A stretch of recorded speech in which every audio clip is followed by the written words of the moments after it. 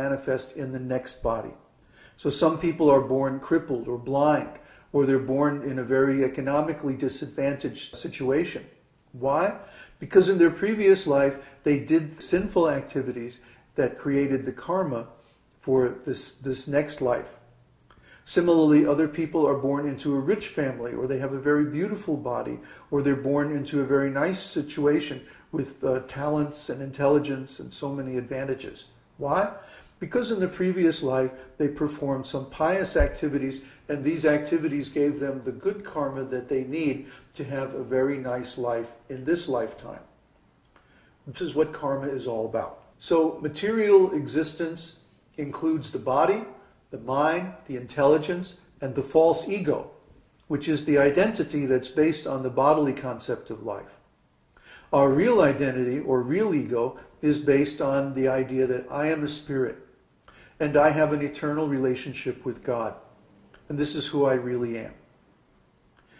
But the mind, intelligence, and false ego are actually part of the body.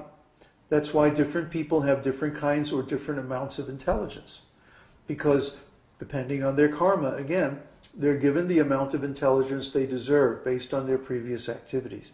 So our identity in this material world is based on the body. And because the body is changing and temporary, then our identity is always in question. Who am I? Huh? Some people are always confused about who they are because they're basing their identity on the body. And today the body is one thing, tomorrow it's something else. Huh? Today I'm a child, and the next few years I become an adolescent, then suddenly I'm an adult and I have all these responsibilities, and then I get old and my body becomes weak and frail, and finally the body dies. Huh? But spiritual identity is eternal and unchanging. So why is this important? Because we're heading into a time of drastic change.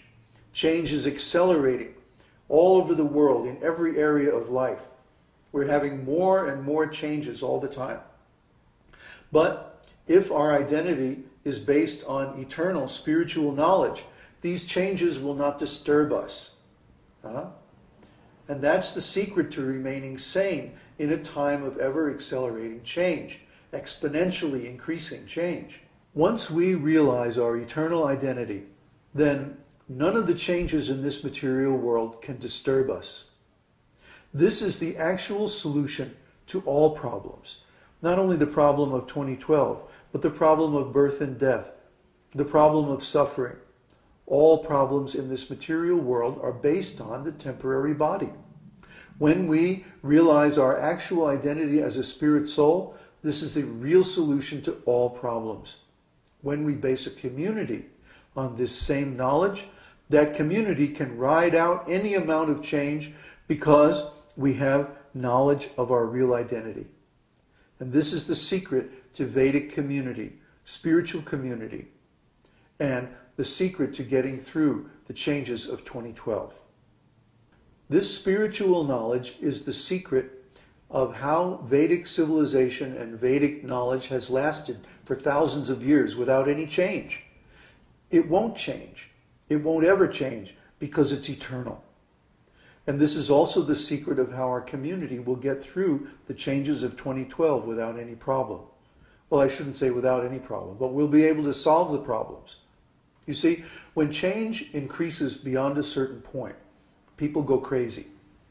They lose their intelligence because their intelligence cannot cope with the degree of change. Just like when we travel, for example, it's always stressful because there's so many changes, so many unexpected things happen. So if many unexpected things happen, we get really stressed out. Imagine when the whole world is going through so many changes that nobody knows what's going to happen from one day to the next. For example, if you've been looking at the stock market at all, you know that today's market is more volatile than any market ever in history. Why is this? Because the level of change is increasing. Technology is also increasing. And because of this, it's becoming harder and harder, for example, to store data. Just a few years ago, you could store data on floppy disks. Now only hard disks, then CDs, then DVDs, and now Blu-ray. The innovation of technology is accelerating more and more. This is not going to stop. It's only going to increase. So how are we going to cope with this? How are we going to live in a world where new weapons, for example, are being invented every day based on advanced technology that didn't exist even a few years ago? How are we going to defend against them? How are we going to live in a world where economic conditions or political conditions are changing, or where social conditions are changing faster than we can adjust to them? This is going to drive a lot of people crazy. They're going to do self-destructive and other destructive things, and this is going to create chaos all over the world. Actually, it's already happening. It's just ramping up now. But this escalation of change is simply going to accelerate and increase more and more. Just like people have a problem dealing with increasing amounts of change, civilizations have the same problem. And because of this, the materialistic civilization is going to crash.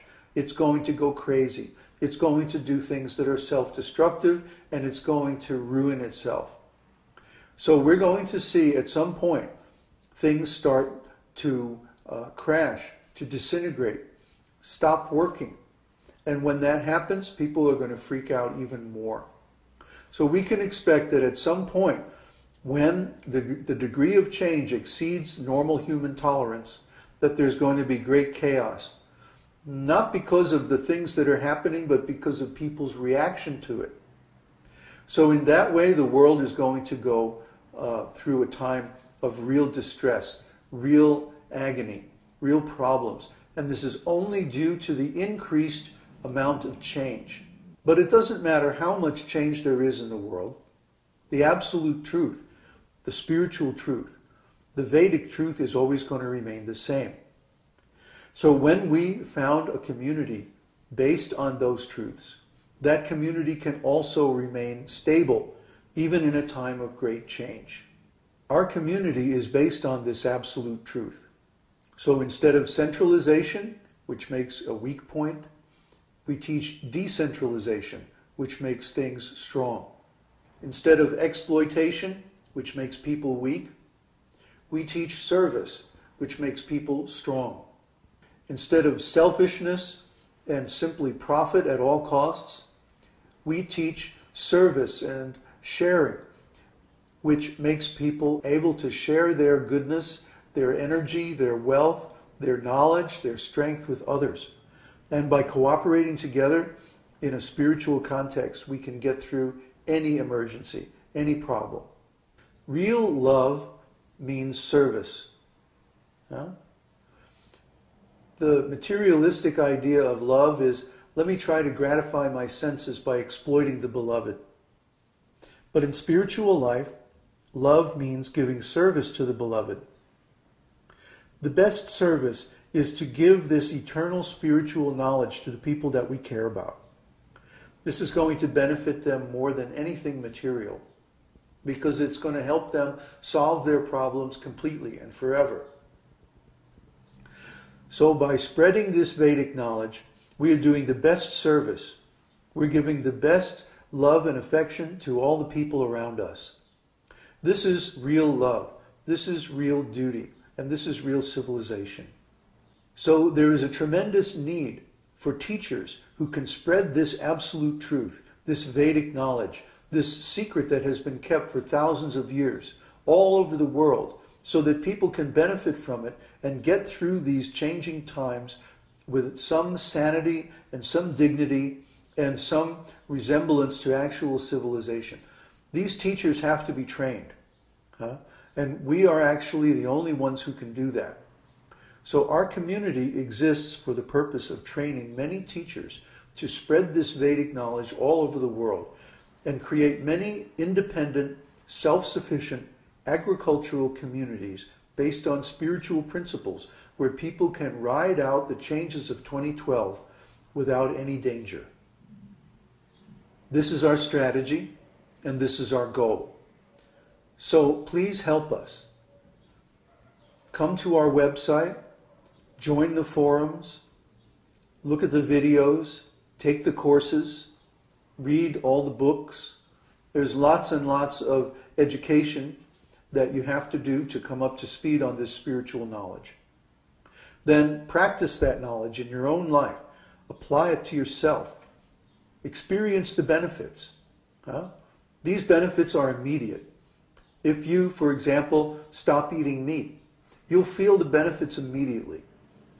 Within just a few days, your intelligence will clear up, your heart will become lighter and cleaner, you'll be less troubled by anger and lust, your ignorance will start to evaporate, and you'll start to really become a spiritual person. Why? Because you've stopped creating bad karma for yourself by killing animals. As soon as you start meditating, as soon as you start chanting, you'll immediately feel a change in your consciousness. All these things are there. All these benefits are available. If you really start to please